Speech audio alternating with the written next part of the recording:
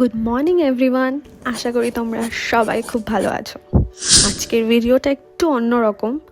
Recently আমি, আমার বর, আমার এক দাদা আর দাদার বউ আমরা শান্তিনিকেতন গিয়েছিলাম ঘুরতে। কলকাতায় বেশ ভালোই ঠান্ডা পড়ে গেছে, আর ঠান্ডা পড়লে ঘুরতে যেতে কার না ইচ্ছা করে, তাই আমরাও চলে গেছিলাম শান্তিনিকেতন। ওখানে গিয়ে আমরা প্রথম দিন ঠিক কি করলাম সেই সবটাই আমরা এই ভিডিওতে তোমাদের সাথে শেয়ার করব। এত ভোরে ওঠার পর এতই ঘুম পেয়েছিল, আমি একটু ঘুমিয়ে পড়েছিলাম, আর ঠিক সেই সময় আমার বর এই ভিডিওটা করেছে। সকাল 6টায় আমাদের হাওড়া থেকে ট্রেন ছিল, গণদেবতা এক্সপ্রেস। একটুর জন্য ট্রেনটা আমরা মিস করিনি, নাহলে আমাদের ঠিক মিস হয়ে যেত ট্রেনটা।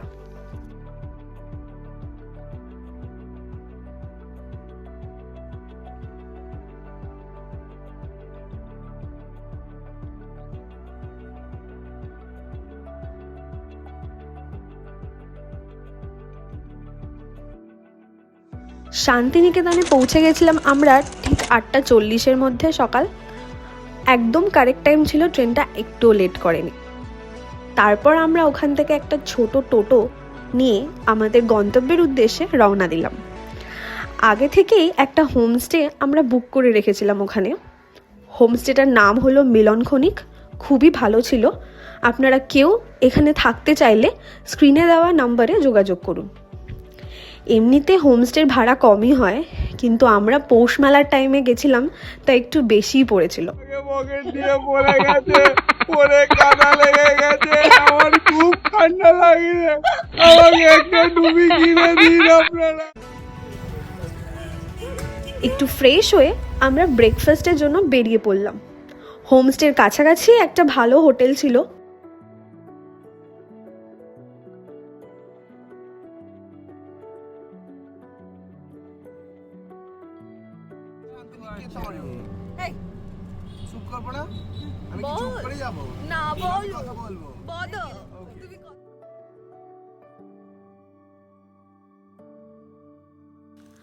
ওই হোটেলটাতেই আমরা গরম গরম কড়াইশুটির কচুরি আর ঘুগনি দিয়ে সকালের ব্রেকফাস্টটা সেরে ফেললাম।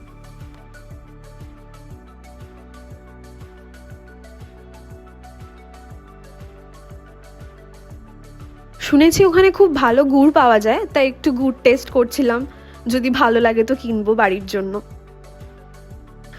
তারপর আমরা হোমস্টেতে এসে একটু ফ্রেশ হয়ে আবার বেরিয়ে পড়লাম দুপুরের ভোজনের জন্য।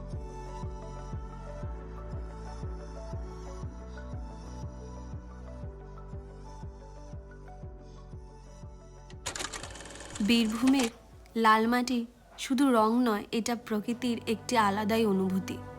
চারিদিকে খোলা আকাশ, সবুজ গাছ আর লালের মেলবন্ধন যেন শহরের কোলাহল থেকে অনেক দূরে এক টুকরো শান্তি।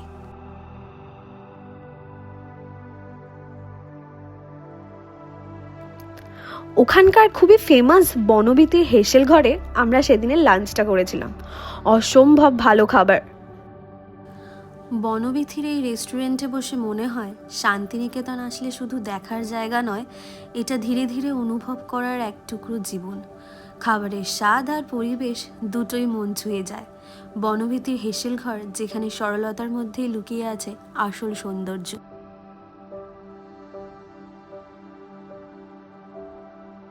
কাঁসার থালায় খেতে দেওয়া হয় ওখানে।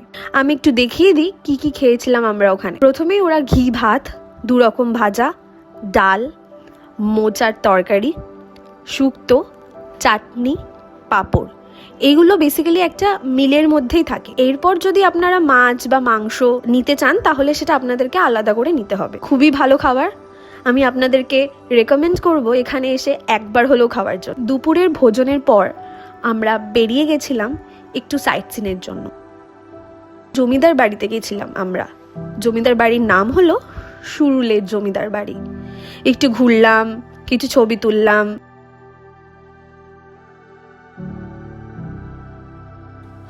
সময় থেমে আছে যেন এখানে।